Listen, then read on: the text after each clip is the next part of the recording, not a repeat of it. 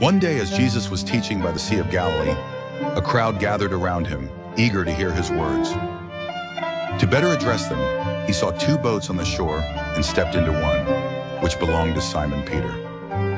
After teaching the people, Jesus instructed Peter to launch out into the deep and let your nets down for a catch. Peter, weary from fishing all night with no success, replied, "Master, we have worked hard all night and caught nothing, but because you say so, I will let down the nets." To Peter's astonishment, they soon enclosed such a large number of fish that their nets began to break. They signaled to their partners in the other boat to come and help them, and they came and filled both boats so full that they began to sink.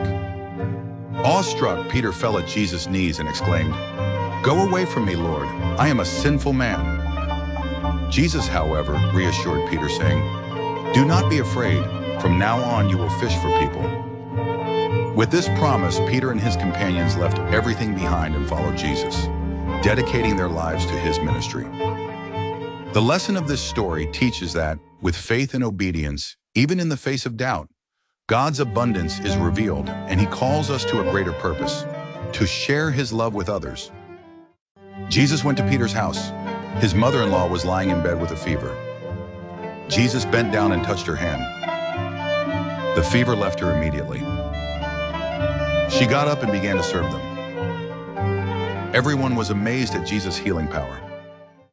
Matthew 17:1-9, Mark 9:2-10, Luke 9:28-36. Jesus took Peter, James, and John up a high mountain to pray. As he prayed, his face shone like the sun, and his clothes became white. Moses and Elijah appeared and were talking with him. Peter said, "Lord, it is good for us to be here. Let us make 3 tents." A voice from heaven said, "This is my beloved Son. Listen to him." In the Gospel of Matthew and the Gospel of Mark, there is a powerful story illustrating Jesus' foretelling of his suffering, death, and resurrection. This moment occurs after Peter, one of his closest disciples, makes a profound confession that Jesus is the Messiah.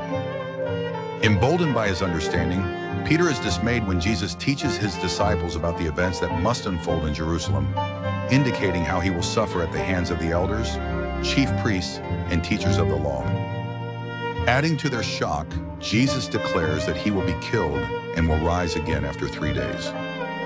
Shocked and unable to accept such a fate for the one he has just declared to be the Messiah, Peter takes Jesus aside and begins to rebuke him. "Never, Lord.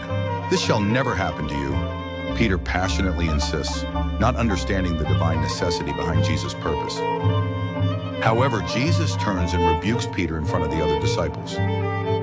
"Get behind me, Satan," he says sternly. "You are a stumbling block to me. You do not have in mind the concerns of God, but merely human concerns." This response is a striking reminder of the divine plan for salvation, which surpasses human understanding and expectations.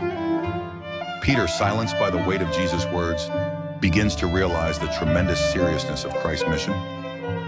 His rebuke serves as a deep lesson to align human thoughts with God's will, emphasizing the critical difference between human desires and divine purpose.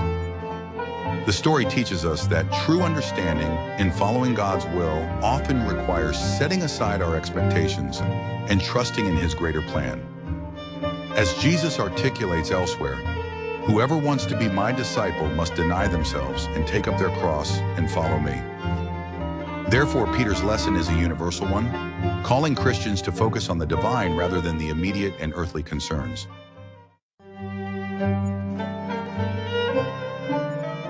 Suddenly, a crowd approached, led by Judas Iscariot, bringing armed soldiers, lanterns, and torches to arrest Jesus. Amidst the tension and fear, Peter, always impulsive in his zeal for the Master, drew his sword and cut off the ear of Malchus, the servant of the high priest. He wanted to defend Jesus, but acted without fully understanding the spirit of Christ's mission. Jesus, always with love and compassion, rebuked Peter, saying, "Put your sword away, for all who draw the sword will die by the sword." These words resonated as a reminder that the kingdom of God is not attained through violence and aggression. With calmness and gentleness, Jesus touched Malchus's ear and healed him.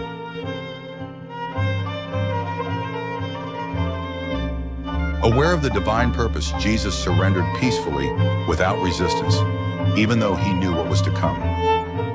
He was determined to fulfill the Father's plan, demonstrating that true strength lies in submission to divine will and in the power of love.